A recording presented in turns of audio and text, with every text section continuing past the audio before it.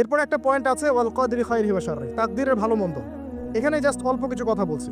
কিছু কিছু বিষয় আছে তাকদীরে যেগুলো কনস্ট্যান্ট ফিক্স, এগুলো কখনো পরিবর্তন হবে না। যেমন জীবন, আপনার মৃত্যু, আপনার হায়াত ইত্যাদি ইত্যাদি। কিছু বিষয় আছে যেগুলো ঝুলন্ত, মুআল্লাকা, এগুলো ভালো কাজ দিয়ে পরিবর্তন হয়, দোয়া দিয়ে পরিবর্তন হয়, নেকির কাজ দিয়ে, তাকওয়া দিয়ে পরিবর্তন হয়। যেমন কেউ যদি আত্মীয়তার সম্পর্ক বজায় রাখে, তার রিজিক বাড়বে, তার হায়াতে বরকত হবে। এই যে কোরআনে কথা বললাম, কেউ যদি কোরআন বেশি বেশি তেলাওয়াত করে, কোরআন নিয়ে বেশি বেশি গবেষণা করে, তার হায়াতে রিজিকে বারাকা আসবে। কেউ যদি প্রতিবেশীর খোঁজ খবর নেয়, পিতা মাতার সেবা করে, মা না থাকলে খালার সেবা করে, তারও বারাকা আসবে। কেউ যদি বেশি বেশি দোয়া করতে থাকে, আল্লাহর কাছে প্রচুর দোয়া করে, খালি দোয়া আর দোয়ার উপর থাকে, দেখবেন ও বিপদ আপদে কম পড়বে। আর বিপদ আপদ আসলেও দেখবেন আল্লাহ পাক গায়েবী মাদাতে দেখবেন কোনো না কোনো ভাবে তাকে সেভ করে ফেলছেন। দোয়া দিয়ে তাকদীর পরিবর্তন হতে পারে। আর কিছু বিষয় কনস্ট্যান্ট, এগুলো পরিবর্তন হবে না। এখানে কিছু মানুষ বলেছে তাকদীর বলতে কিচ্ছু নাই, মানুষ যা করবে তাই পাবে। তাকদীর বলতে কিচ্ছু নাই, মানুষ যা কাজ করবে সেটাই মানুষ পাবে, মানে মানুষের কর্মের স্বাধীনতাই চূড়ান্ত। তাকদীর বলতে আসলে কিছু নাই। এদেরকে বলা হয় কাদারিয়া। কি বলা হয়?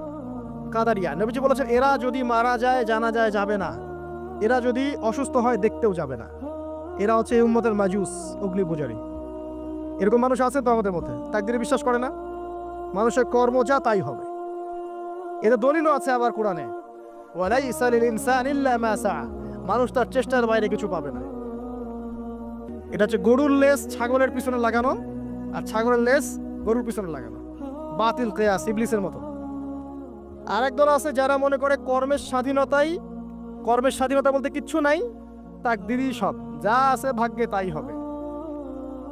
আমার কাজের কোনো স্বাধীনতা নাই, আল্লাহ চাইলে ভালো করতে পারবো, না চাইলে পারবো না। চুরি করছি কেন? আল্লাহ তাকদীরে লিখছিলেন তাই চুরি করছি। জেনা করলাম কেন? ঘুষ খাইলাম কেন? দুর্নীতি কেন করে? আল্লাহ লিখছেন তাকদীরে তাই, আমার তো কিছু করার নাই। ওমর রাদিয়াল্লাহু আনহুর কাছে এরকম একজন ব্যক্তি আসছিলেন, একদিন বলছিলাম আমি, এসে বলছে আমি তো চুরি করি নাই, আল্লাহ তাকদীরে লিখছেন তাই আমি চোর হয়েছি।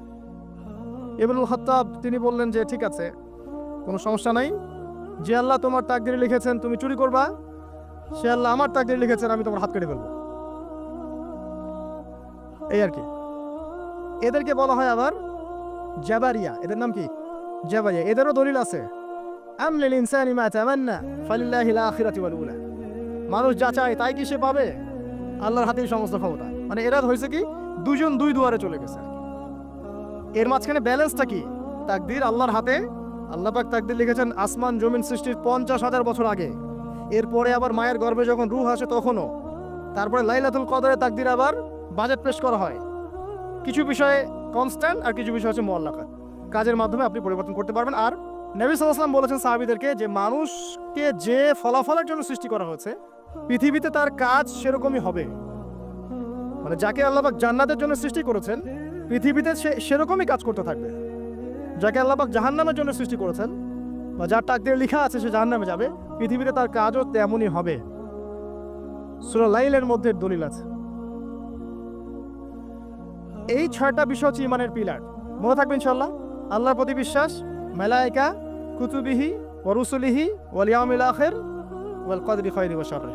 এই 6টা পিলারকে মনে বিশ্বাস করা, মুখে স্বীকার করা আর কাজে বাস্তবায়ন করার নাম হচ্ছে ঈমান। মনে থাকবে ইনশাআল্লাহ।